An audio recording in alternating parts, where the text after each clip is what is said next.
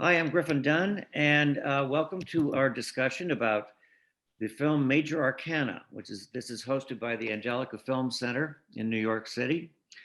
Major Arcana is now available through the Angelika and independent theaters across the country through Good Deed Entertainment and Kino Lorber. This film is it's a story of an itinerant carpenter who returns to his hometown in rural Vermont. He's newly sober, and he attempts to build a log cabin by hand, hoping to prove to people closest to him that he's turned his life around. It's far more complicated than that. And I'm going to talk to the filmmaker and director Josh Melrod, and the two stars of the film, Ujon Tokarski and Tara Summers. And I'll start with you, Josh.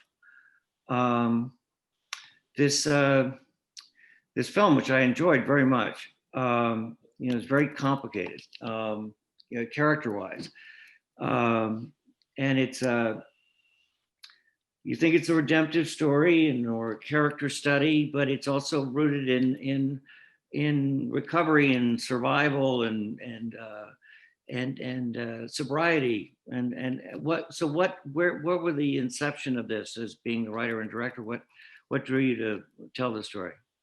Well, I've been editing other people's movies for a number of years, which is a career that I sort of found myself in because I was interested in making films, and being an editor seemed like a way that I could work in film and get paid for it. So I had had this editing career, and I was learning a lot about the filmmaking process, and simultaneously constantly trying to think of a story that I could make myself.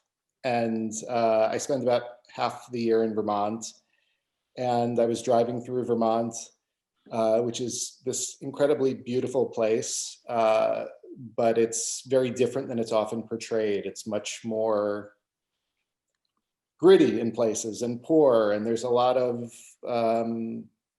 substance abuse issues in Vermont and New England. And so I'm driving through and seeing all of these sort of picturesque places one moment and sort of downtrodden places the next. And I had this idea about a character who would build a cabin, and I was sort of interested in this idea that you could watch something sort of that could be the backbone of a movie. And I thought to myself, well, why would a character do that? And just like I had been taught in like freshman writing seminar, write what you know. And so I had had my own substance abuse issues, and I was sort of intrigued by the idea of telling a story where a character's newly sober, because that's a time that's so like fraught with tension.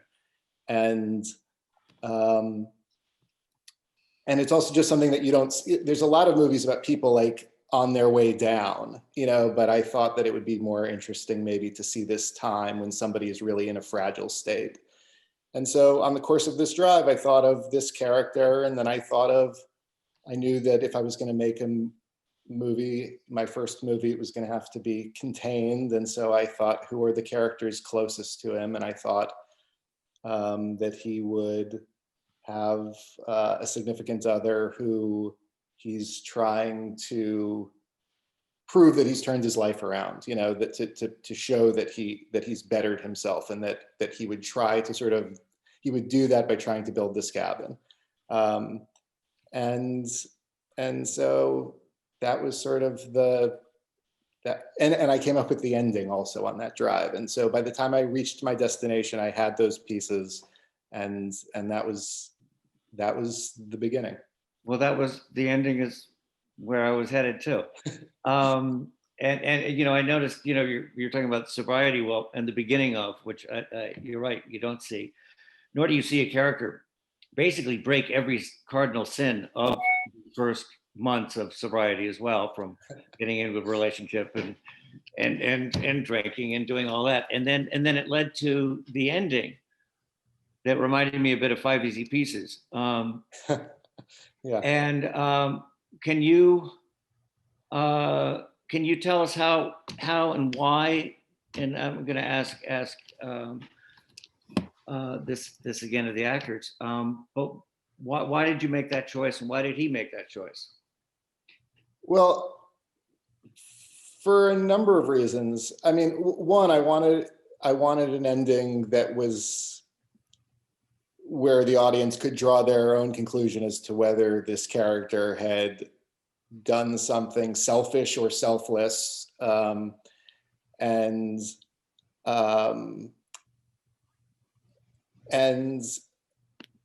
I also think that even for myself, I'm not quite sure whether it's selfish or selfless, whether he's made a good decision or a selfish decision. And that was something that really appealed to me. You know, I didn't want a saccharine ending, and I didn't want, I wanted something that people could talk about. No, it was intriguing. And so, so the cabin, and I want to get to this with Ujon too, but did the building the cabin dictate the shooting schedule? Yeah, we had to shoot entirely around the building of this cabin. So we would shoot, I mean, basically you watch him attempt to build this cabin from start to finish. So we had these two amazing carpenters, Nico and Brooks, who started building the cabin weeks before we shot, carving all of these mortise and tenon joints, and then we assembled it we shot it in order so that we would watch it be built progressively. So it was like every day we would either start or end the day with building scenes and then move on to other locations. And then they would have, you know, a handful of hours or a day, you know, to get to the next stage of building. And that was just an unbelievably stressful part of the whole process. Because if anything problematic had happened, if something had broken or the weather had been bad, it would have just thrown everything off. So that was a huge stressor. And when we're there at the very end of the film and the floors are finished and the windows up and everything, is that the actual cabin that's really finished? Yeah, I mean, it wasn't actually finished at that time. It looked finished, but it is a finished cabin. It exists. And what became of it? It's used as it's on an organic farm, and people come from like New York and Boston to learn about organic farming, and they stay there, you know, for a couple of weeks. It's beautiful. So Ujon, I did a little research. You don't even have a picture on IMDb. No, I only recently learned what standard sort of a thing going on with the whole acting community now. I'm elusive. And a huge part. And how did this come about? Well, I make my living as a carpenter, and I've known Josh for a number of years. We played hockey together, and we live in the same town. And I happened to be doing some work on his house right about the same time that he was writing the screenplay for this film. And I mean, I've heard him tell this several times, but he would come out, and I don't think I knew at the time that he was writing a screenplay, but he would come out, we would visit and chat. And so, you know, we were getting to know each other. And at some point later on down the road, he said, "Hey, I've written a film, and I was wondering if you'd be interested in being part of it." And I jumped at the chance. And so that's sort of how it all began. That's sort of amazing. And were you, what was that like I mean, you actually kind of have to carry the film. You must have noticed. Did you think about those things that people have been doing this, and you finally get to a point where you're the lead in the movie and you go, fuck, I have to carry a movie. Did you have any of that kind of thinking, or was like, okay, I'm just going to go moment to moment and play the part? Or how'd that work? Well, ignorance is bliss. Certainly, I had no idea what I was getting into or what was to be involved. So there from the beginning, there wasn't a lot of pressure emotionally or mentally for me. I knew that I was going to be following, being given direction, and so it never really even occurred to me to worry about what the role was. Although I do remember when we first started and we were reading lines, I wasn't really that great at it, and that was, it was very awkward to sort of be in that position. But gradually I got better. And I mean, if you say, it may seem like I carry the movie in some degree, but Josh and Tara, who both sort of led, they were the leaders. I was really honestly more of a follower in this whole thing, and I just had two really good leaders. That's sort of how I would look at it. And when he says, I mean, he wasn't good, but we rehearsed for a year. We spent a year. Working and figuring things out. And even when we started shooting, it took you a little while to, I mean, it wasn't until Tara showed up that you sort of found your rhythm. But that Agreed. was, so we had like 3 days where he just dragged things through the woods to get used to being on camera. And why did you, Josh, and it paid off great, you're fantastic, Ujon, but why would you, on your first film,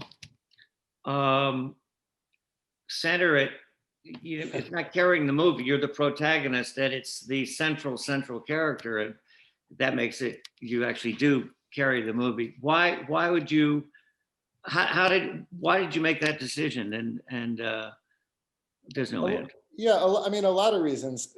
I had just edited a short that had done very well. It had won an award at Cannes, and it was all non-professional actors. And that was the first time I'd ever edited anything with non-actors. And it was really fun because they would do all of these unexpected things that actors would never do. There was no craft. It was just like, but sometimes it was like you would have these reaction shots where the other actor's not even like paying attention, but they do something inadvertently that's brilliant, and I really liked that. It felt really freeing. And it also, I was really drawn to this idea of authenticity, which now when I say it seems like silly because it was a very first time filmmaker-y kind of impulse, but it seemed like I needed a real carpenter to do these things. And some of that's true. I mean, Ujon really did drag 600-pound timbers through the woods, and I don't know that we would have found an actor who would have done that necessarily. He was just really dedicated and hardworking, and I also just had a sense that he would be good at it. No, that's a hell of an instinct. And so, Tara, what was that like for you? I mean, you've been doing this a while. How much? First of all, how did you become aware of the project? I was sent the project by my agency in July, and I read it and thought it was just so beautiful, and it's very sparse, the writing, because there's not a whole lot of dialogue in the film, but the description of it, it was like something I've never read before. And I sort of envisaged Michael Fassbender as the carpenter. And so I thought, well, this is going to be glorious, and then I went and met Josh for the audition, and I've told the story before, but I didn't think he liked me very much because he just said, do it again, but slower.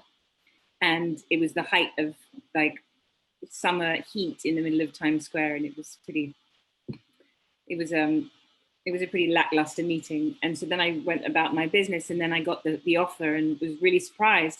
and they said, you're going up to Vermont, and this is the money. It's quite low budget, but it's a small crew, and if you like the project, you should do it. And I said, I love the project. Who's the guy? And they gave me the name, and I too looked him up on IMDb and saw nothing. And but I just sort of didn't even.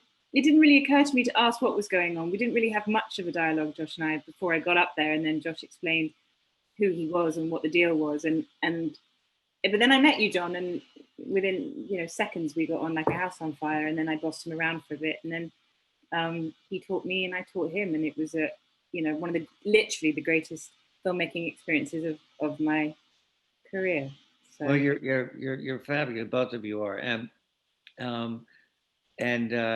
yeah, you really give him some real shit, and this is such a hick thing to say, but I've known you before we're meeting here for a long time, and I love seeing you play this girl, this really complicated, kind of troubled, but I was also incredibly impressed. This is the hick part, by your accent. Oh. As someone who constantly loses parts to British and Australian people you join the ranks of other people stealing American jobs. Have you been doing that a while? I haven't seen you play an American in a while, I guess. I have been doing it a while, but this was a sort of, I don't do it much on film. I do it in small television sporadic bursts. And so this was, and also it's a specific accent, so it was a little nerve-wracking to me, Vermont, because it's not. That's what I mean too. It's very specific. The sound that you had, and I went last week because the film opened in a theater in Montpellier, and I took my mother up there, and we went to this cafe at one point, and the waitress served us. Oh no, it was the burger. It was the Worthy Kitchen place, and I went, that's her. Mm-hmm. But you already shot the thing. I was like, fuck it, fuck. That was like, I mean, I remember when we were auditioning people, often they would come in and do a really thick, like Boston accent, or a really thick, Maine, and I like that. I've heard Tara tell that story before about it wasn't that it was lackluster. She was great. She just was English, and I thought we needed an authentic New England actor to play that part, and it took me a little time to realize that it's acting, and that wasn't the case. And it was one of the best decisions, was casting her in the whole process. Did a very contained cast, and you said a small crew. I'm picturing in my head you all renting a big house and having everybody stay in it. What was the living conditions like on this during the shooting? We rented a big house and everybody stayed in it. How much fun? Yeah.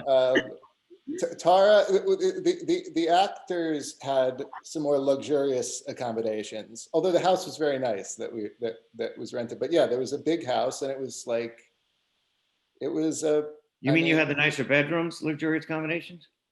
Yeah, I stayed down the road in a very nice B&B, but the rest of the crew stayed in the. Oh, I got it. Yeah. And I live here, so I stay in my own house. So do you just walk to work? Yeah, or drove. Yeah. Where in Vermont are you from? Barnard, Vermont, near Woodstock. People know Killington Ski Resort is relatively close by. Yeah. Right.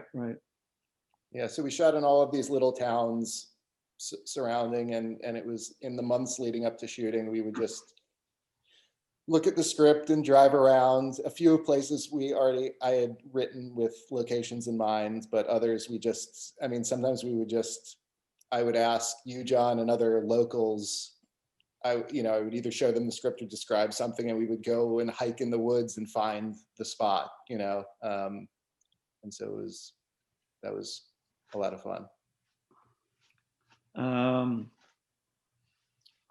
trying to think what else to. And what about John? Are you going to? You got any other? You going to be doing this some more?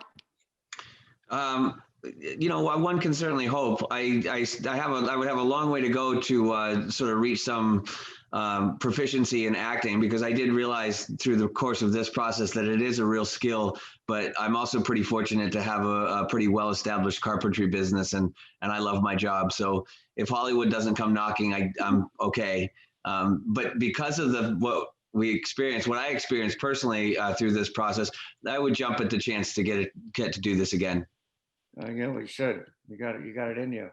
How many people have been telling you the Harrison Ford story? I heard that briefly a couple times when we first started, but I'm familiar with that. I'm not. What is it? Harrison was a carpenter. When I grew up in Los Angeles, he was this isn't the story, but he was a carpenter, became a movie star. And he actually I met him when I was like 12 years old, and he was building a deck for my aunt and uncle. But he was a, struggling actor who was paying his wages to being a carpenter. That's awesome. It worked out very well for him. Yeah, he wasn't available.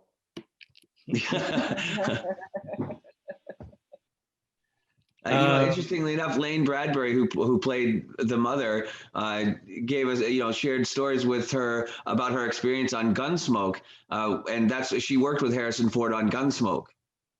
Well, I have something else to add about Lane Bradbury, and I'm pretty sure this is true because I was Googling to make sure this is true, but the very first play I ever did when I was like 17 in Los Angeles was a Marsha Norman play called Getting Out.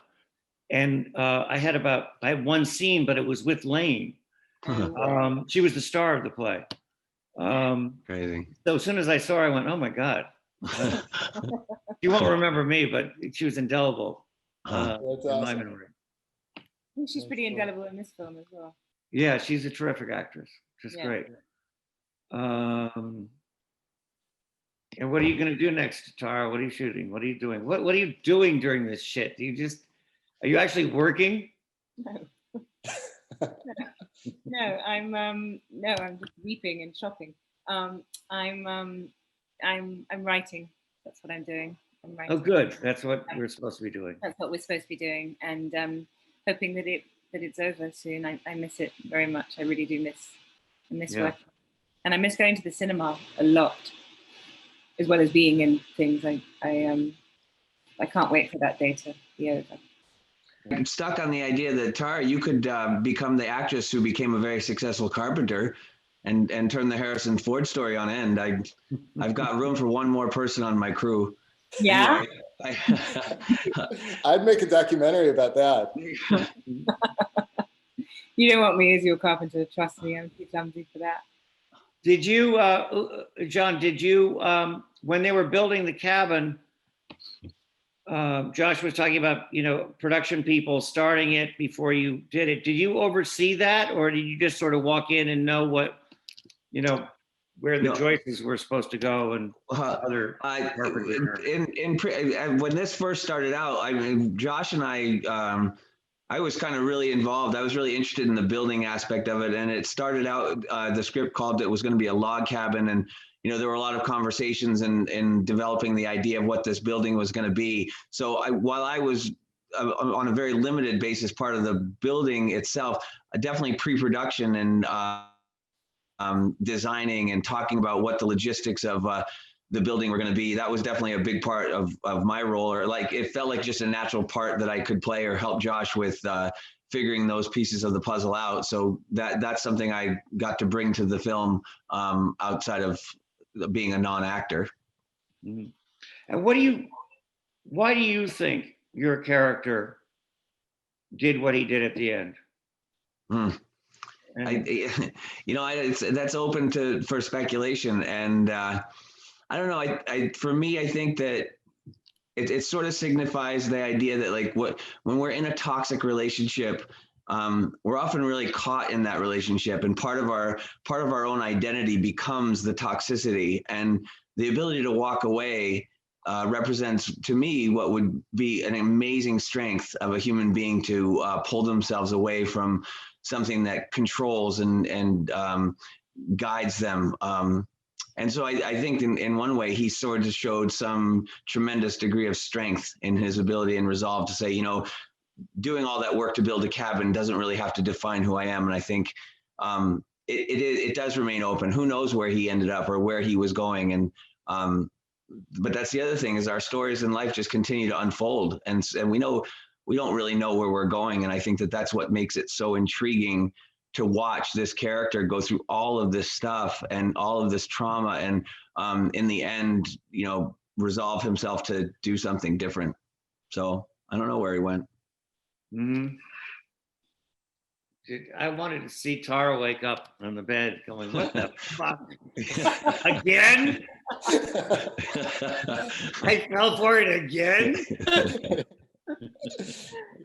Yeah. That's what somebody asked that question the other day, you know, what happens to him? And I said, like, I always think, like, what happens to her? I have the same, Yeah.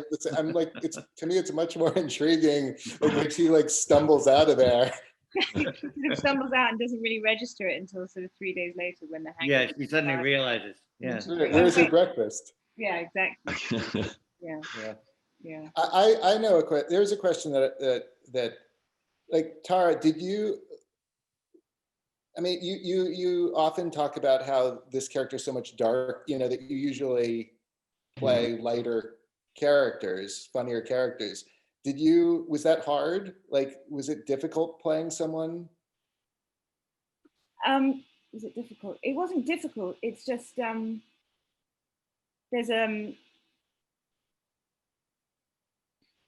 I try and find the levity in most of the, not to say that I'm playing particularly light characters, but that was a bad way of putting it. I didn't mean yeah, that. no. But I mean, I do try and find the sort of levity and balance in everything that I attempt to play. But with her, I couldn't really find that in her, and my impetus to sort of make light of any moments wasn't there. Like I've said this before, she doesn't smile. I think she smiles once at the very end when they're getting like together at the cabin, but for the most part it's not.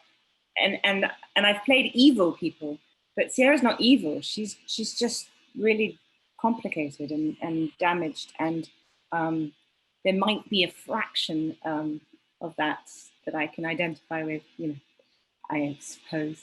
And it was more interesting for me to lean into that than to diminish that. And so I liked how dark she was, and I kind of just used that. And also, it was offset by Griffin. It was the end of summer in August in Vermont, and it was staggeringly beautiful, and everybody got on so well. It was a really magical time, and so then to play someone that dark, it's kind of it's a good time to be. It's a good time to play dark when you're supported with so much, you know, goodness. So I really loved it, and I loved playing someone as complicated. It was like a sort of privilege to play someone that complex. Oh, You don't get those rich textured characters that often. Well, I don't. When you got up there, did you just stay up there, or did you Yeah, go back? I stayed another couple of weeks, I think, didn't I? I didn't want to leave. Yeah, and then you came back, and then I came back, and then I came back, and then I came back. I went back last week. Yeah. Nice.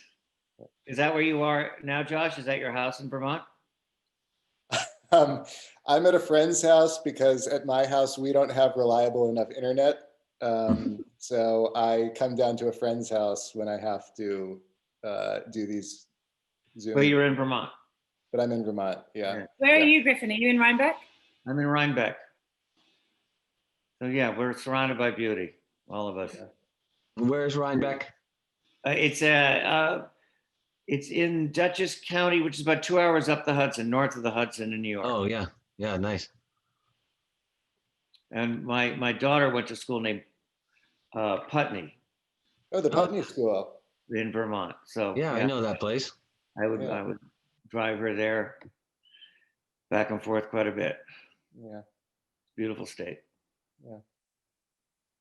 Ujon, did you learn anything when you were acting, like from like playing somebody else, or did you just did you feel that the character was close enough to you that you could just sort of Um,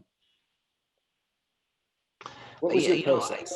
I don't know. I think that's a pretty in-depth question. I mean, it definitely calls on trying to remember the process, but I do remember, like, you definitely call on your life's experiences to try to elicit the response, or not even the response. You were looking for something very specific, and the challenge for me was to find that in myself, is to be able to hear what you were trying to help me find. And then so when you found it, it was like clicking on a light bulb when it felt right, and you gave the thumbs up, or you were pleased with that. So yeah, I learned that like you can find the emotions based on what your own experiences are, if you kind of, I know, you got to connect it with something. So that's what I learned, and I learned that acting is an incredible craft. I don't think, being a film watcher for my lifetime, I would have ever had this perspective that as a carpenter has a bag of tools and a lot of knowledge about how to work with certain materials. Actors, it's the same thing. That the bag of tools that they have are their ability to access emotions and experiences and bring that to light through a character that isn't them. And I think that the other thing that I learned was. When I watched the film, and I've seen it several times, but to look at what is myself and know that that's not me up there, that's somebody completely different. That was kind of an incredible experience, to feel like I was able to portray somebody that looks like me and sounds like me, but was definitely not me. So all in all, it was a fantastic experience. How was that? You talk just like an actor, man. You got it down. Yeah. What was that thing? There was something that I would tell you that you would get really frustrated. Like I would give you like do it not, like don't act or something. Just say it. Just say, yeah, I would say just say the lines. Yeah, and he would get really frustrated. Because that's a lot harder to do than it sounds so easy, just say the line, but yeah, that comes with a lot more to it than just say the line. No, I stopped doing it after it took me a few times, but I eventually. I mean, the other direction is do nothing. Yeah. Well, when you edit, you see that like the audience will fill in if you do nothing, to a degree the audience will fill it in. So if you're if as a first-time actor, when you would do something too big, it would be way too big, Mm-hmm. So that was, I had to come up with more subtle ways to persuade you to let your natural emotions come forth. I have a question for you, Josh. You weren't able to be with us in Ischia, but when you got the Director's Award, what was that like? So the movie played at this festival in Ischia, which is great festival. From what I can tell, like the most beautiful place on earth. Yeah. And I was editing somebody else's movie, and I've only quit a couple of jobs in my whole career, and this is one that I eventually quit. But I didn't know that I was going to quit it down the line, and I thought that it would be irresponsible for me to go to this festival. And so Ujon went and would call me like all the time to tell me like how beautiful it was and how much fun he was having, and send me pictures. And so it was on the 4th of July, I think. The phone kept ringing, and I just I couldn't take it anymore. Like I didn't want to hear how great a time you were having. And then finally you left a message and said that I'd won the director's prize at the festival. And that did feel really good. It felt like amazing to have won, and like in a split second, like horrible that I wasn't there. So yeah. It was bittersweet, to say the least. And how soon after that did you quit the movie you were editing? I stuck that movie out for a couple more months. So. Is it out? I believe it's unfinished.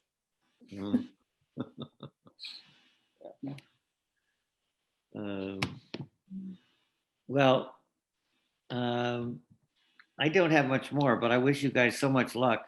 Thank you, Griffin. Yeah, And Griffin, thank I really you. enjoyed it. And there's something that people should know, that it's available on all the major video on demand platforms starting November 6th.